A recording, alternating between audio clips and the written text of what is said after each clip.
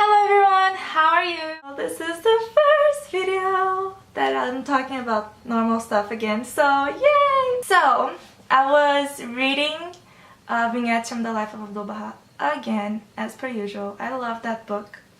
And I bumped into this story where Abdul Baha was saying that in the future, the words I, me, and myself and mine, these will be like swear words, like profane words. And he even said that these are words of the devil. He said it laughingly to Lua Gettinger and her friend. But oh my god. So I wanted to dive into the subject because I wanted to know what should our Baha'i attitude be towards these things. So that's what I did. And today I'm going to be telling you all we need to know about selflessness. All that I could find in the writings. And you know, I always search and search and search, looking for everything that I can find on the topic. And then eventually once the video is out or once I post it on the website, I just find so much more afterwards. So this time I actually searched like triple the amount of time. That's why I didn't do a video last week, because I didn't finish it. I didn't finish searching for everything that, you know, I wanted to put on the video. So, but this week I think I got everything. And what I'm going to do is, I'm not going to be sharing with you quote for quote. I'm going to be sharing you the main idea that the writings are trying to say. And by writings I mean Baha'u'llah, Abdul Baha, and Shaghi Effendi.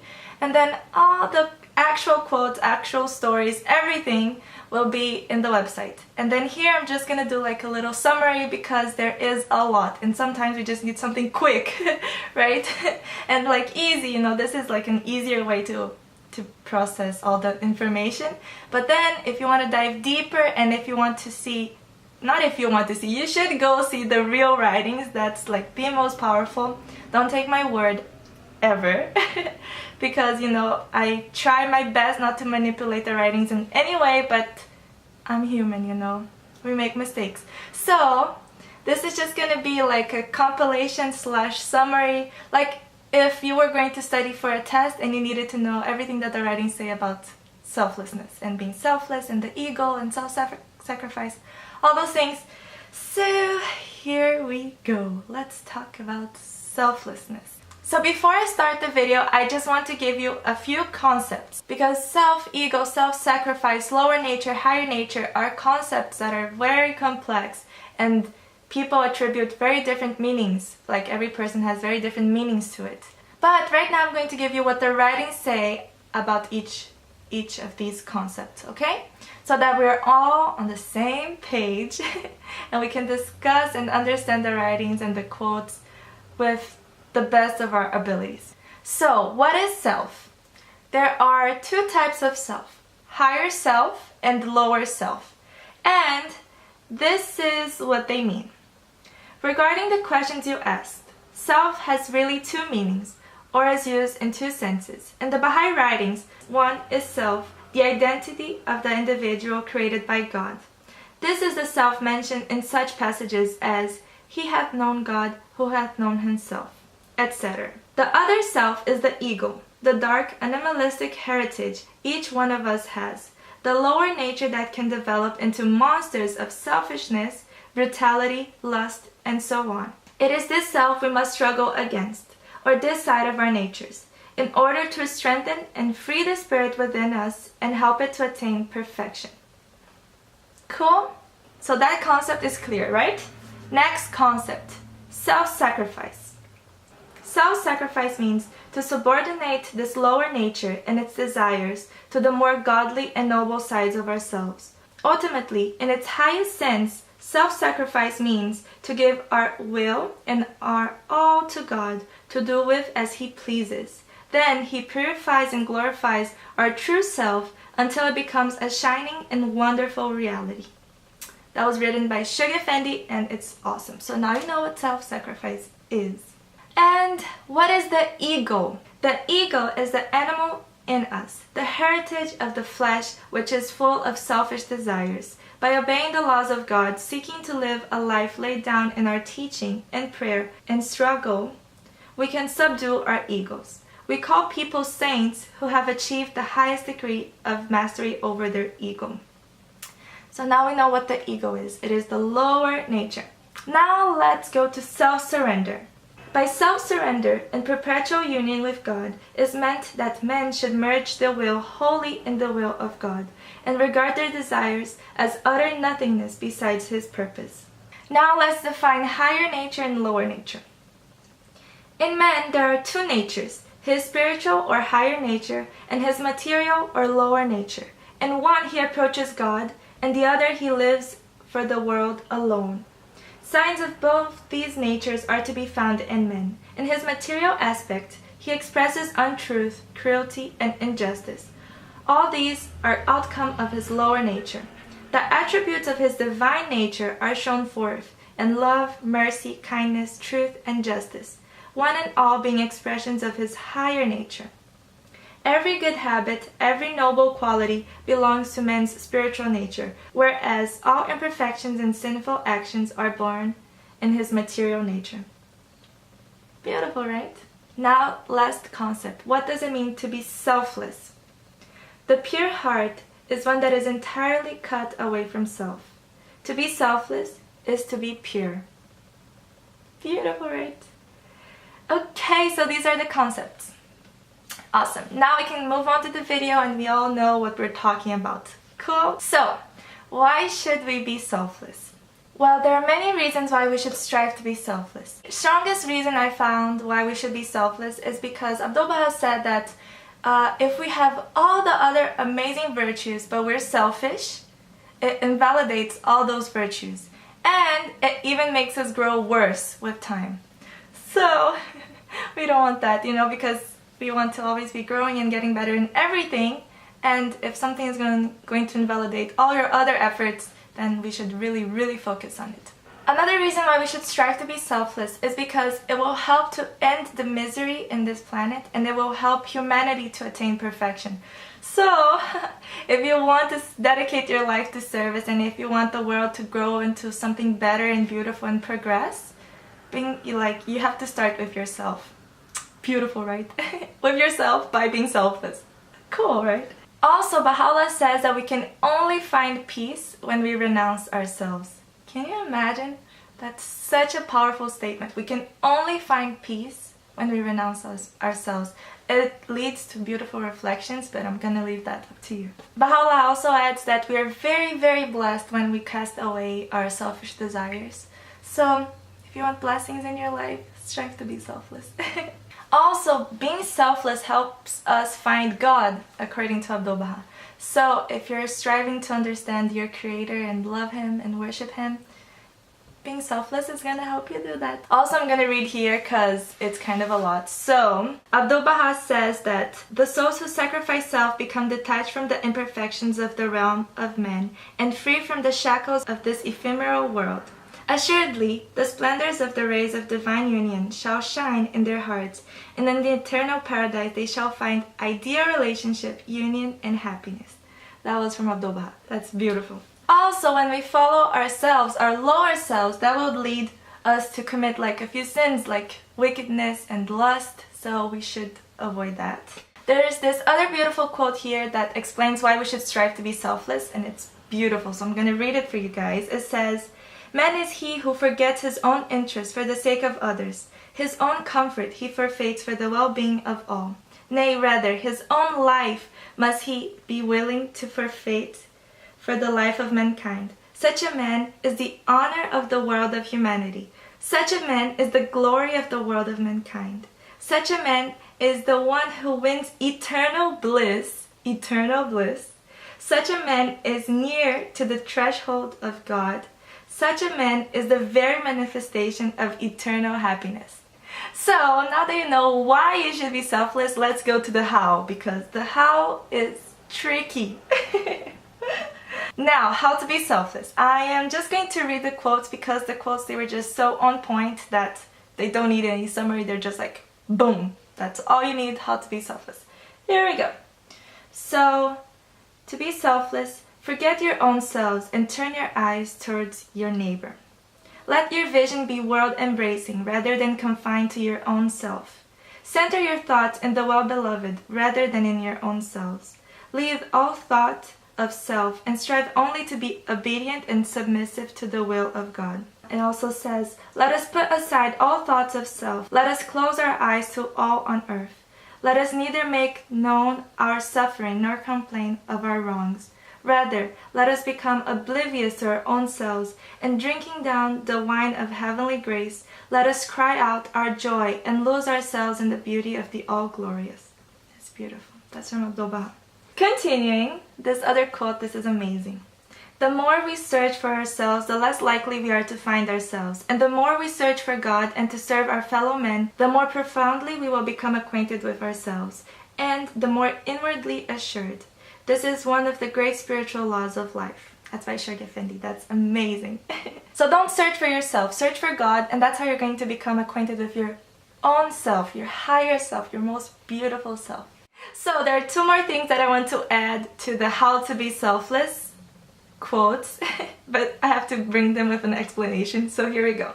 So you know in the beginning how Abdul Baha said that in the future the words I, me, mine, they will be profane?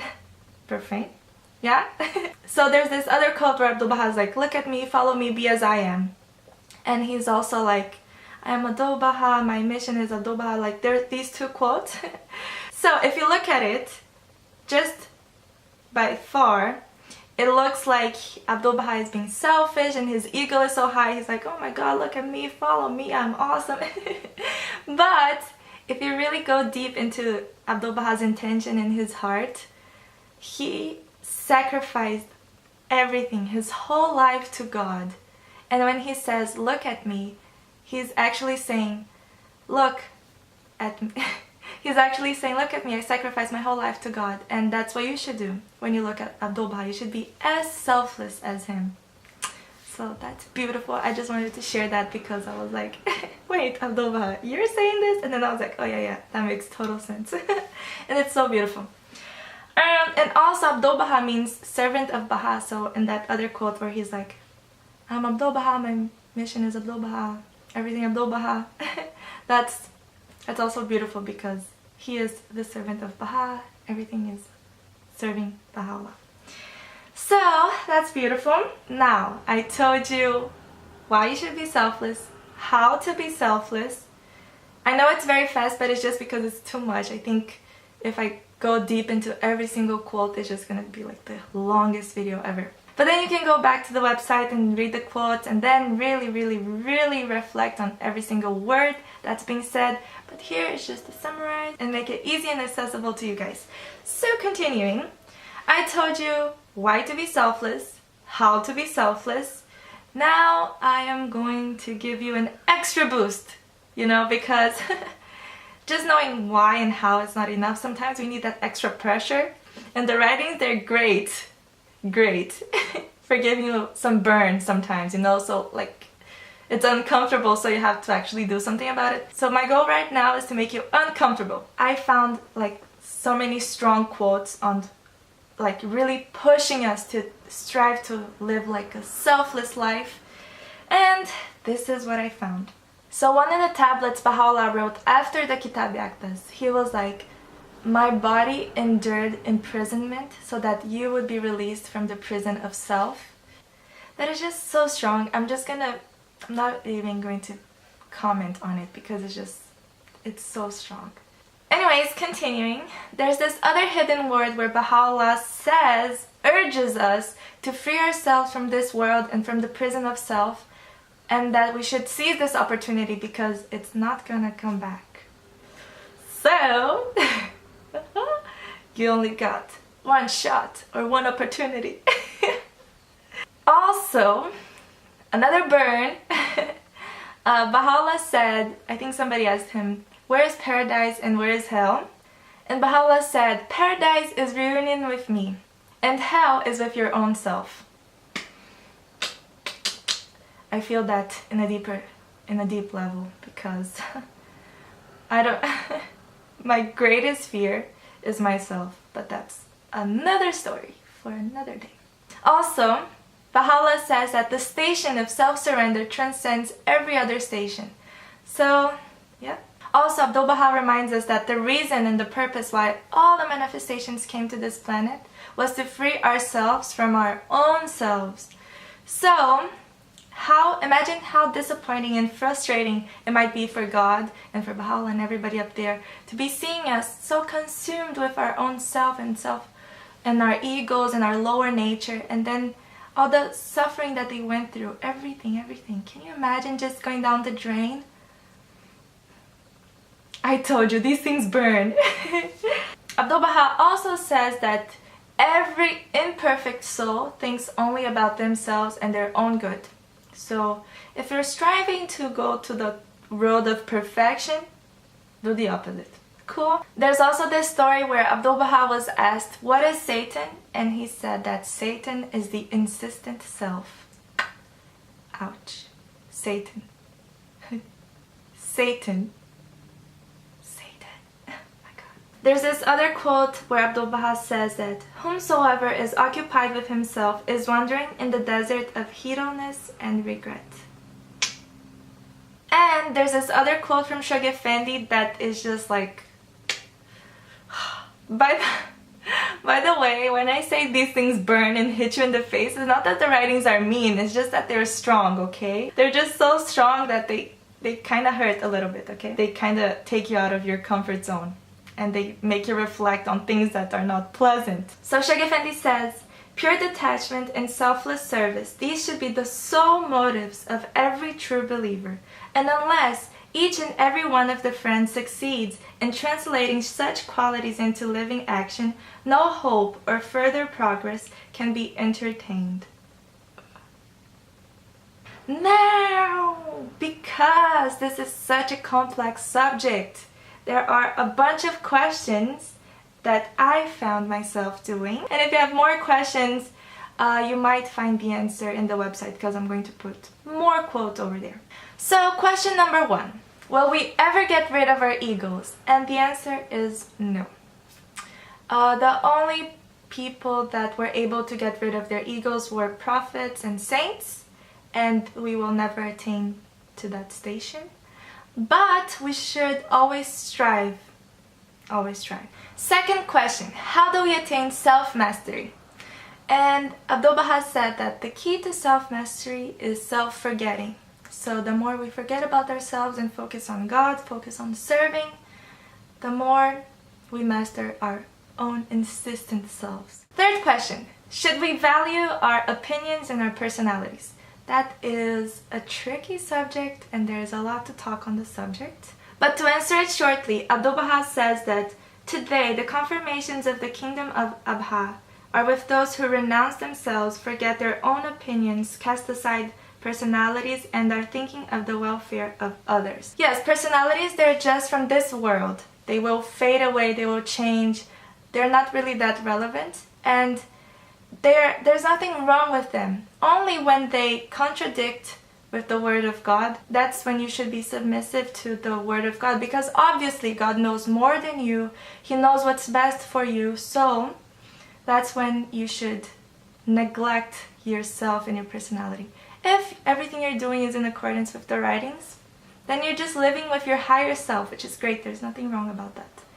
But that is another subject, and take into consideration that this is my opinion, okay? This is my opinion based on the writings, but this is not coming from the writings, okay? Just take that in consideration. Question number 4. Is knowing yourself important? Yes, knowing yourself is very important. By knowing yourself, you can know God. And Baha'u'llah says that true laws are for those that spend their days with utter ignorance of their own selves. So yes, we should always strive to learn more about ourselves. But again, our higher selves, not our lower selves from the ego, the animal side. Okay? And how do we do that? Abdu'l-Baha said it all, by self-forgetting. So we forget about ourselves, we submit our will to God, we try to learn more about God and what God wants for us. That's how we find ourselves. But then how do we find ourselves for real? There's this awesome quote, I'm just gonna read it for you because it's amazing. Shag Effendi says, the more we search for ourselves, the less likely we are to find ourselves. And the more we search for God and to serve our fellow men, the more profoundly we will become acquainted with ourselves, and the more inwardly assured. This is one of the great spiritual laws of life. perfect. So question number 5. To what extent should we sacrifice our lives and ourselves to the cause, to the Baha'i faith? And Sheikh Effendi says, the problem of to what extent we should sacrifice our time for the interest of the cause depends for its solution upon individual means and circumstances. It is a personal problem that we ought to settle individually. One person may give all his time to teaching and rely upon small personal income, and another may find himself more fitted to business and give his share of service in the form of financial assistance. So, it will all depend on you. How do you feel you can serve the cause better? See? So we should be aware of what we're good at and what we can do. Question number 6, I think. I'm not counting anymore. The self-sacrificing also means sacrificing your health. And the answer is no. Abdu'l-Baha had something to say on that, and it's really cool, so I'm just going to read it for you. With reference to what it meant by an individual becoming entirely forgetful of self, the intent is that he should rise up and sacrifice himself in the true sense. That is, he should obliterate the promptings of the human condition and rid himself of such characteristics as are worthy of blame and constitute the gloomy darkness of this life on earth. Not that he should allow his physical health to deteriorate and his body to become infirm. And again, there are plenty of quotes that say that when we take care of our bodies, we can serve better. So you don't have to forget your health. But there's this other quote that says that if you focus on your health for just vanity and for those reasons, it's better for you not to be alive. Because it's just such a vain use of your time and the body, that this instrument for service that God gave to you. Now there is another question that I love so much, and I want to do an entire different video on it because I could talk about this for hours. And I'm just going to answer it here very lightly. Does renouncing ourselves means renouncing our dreams, our intuition, and our characteristics? And the answer will be, it all depends. So let's hope for this video to come out soon because I'm so excited to talk about this. Another question is self bad? And the answer that I would give is no, because Baha'u'llah says that when you know yourself, you know God. I think what the whole bad issue with the self is when we think that the self, the true self, is the lower self. That's the issue. But there is a self inside of us that is pure and beautiful and comes from this higher power, and that is the self that we should validate. That is the self that we should nourish. The other one, we should just stop giving it water until it dies. So these were the answers. I hope they were useful to answer some of your questions, at least my questions. If you have more questions, we can search for them together. Now, after I burned you with the writings, now I'm going to put some soothing lotion, aloe vera, to help with the burn.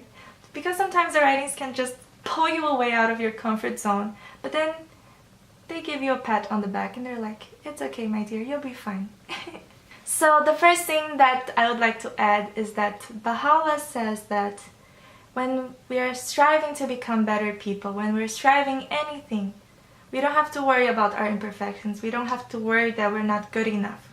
We should just worry about serving and dedicate our alls to service, and God will help us. That's it. We don't have to think, oh, I'm not good enough, I'm not strong enough, I can never achieve this. Don't worry.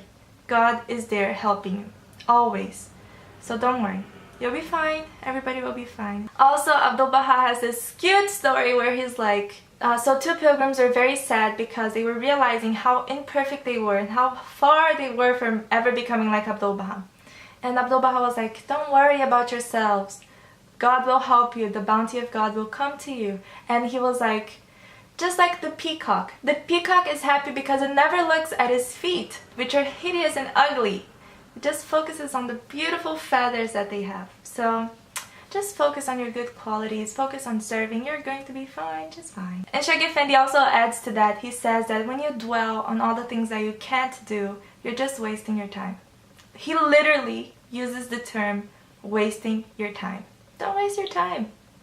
use that time to do something nice. Because as Sugar Fendi says, we're never going to be perfect, so don't worry. So now that you're not worrying as much, at least I'm not. I should not be. I don't know. So now that you know that you're never going to be perfect and that God is going to help you and that you should look at your beautiful feathers, not your ugly feet, I just wanted to end the video with 2 quotes that just basically summarized everything that we talked here in simple words. So Abdul Baha says, quote, "Do not follow self," end quote. And he also says, quote, "You must die to self and live in God," end of quote. Short and simple, that's it. And now I just wanted to share this great quote that you can share on your Facebook if you want. "When one is released from the prison of self, that is indeed freedom, for self is the greatest prison." Abdul Baha. Beautiful, right? And yes guys, that is it. There is another thing that I would love to add to this video, but I realized that this video would be way too long if I talked about this subject, and that is the subject of self-love. I will do another video on the topic, okay? But now that is it. I went through everything that I could find in the writings about self. These are the main concepts that we should focus on. This is the main thing that we should do, and this is basically it. I hope so. If you know more things about it, if you have more beautiful quotes, please do share. I will definitely add them to the website. So that's cool. And if they're way too much, I can definitely do a part 2, which would be great. And then I can talk about self-love and intuition and personality. I should do a part 2. Okay, cool. So I'm going to do a part 2 that's going to come eventually, hopefully next week. Let's hope. And I really hope you enjoyed the video. It was great for me doing this video because I learned so much. Sorry, I said me. Profane word. Oh my god. Can you imagine? Okay, anyways, just wanted to talk about this story because can you imagine the level, like the elevated level that humanity will be once the words I, me, mine become profane? Can you imagine when humanity gets there? It's gonna be so cool to watch from up there. Anyways, cool, right? Anyways, I think that's it. It was nice talking to you guys, and have a good one. Bye bye.